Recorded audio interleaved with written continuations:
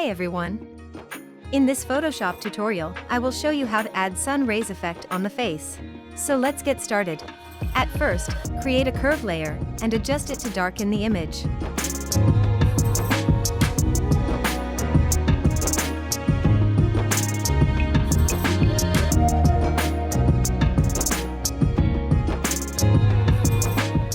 Now with a hard brush, add the light rays on the face by black brushing on the mask layer.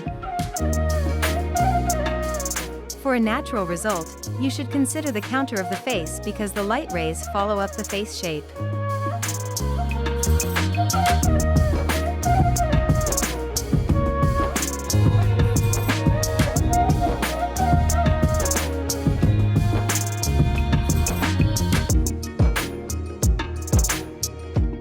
Now you should increase the mask's feather value until it satisfies you.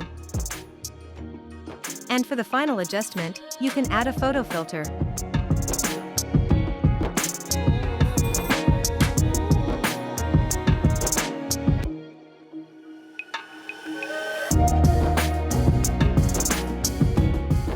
Thank you for watching, and if you like it, let me know by your likes and comments.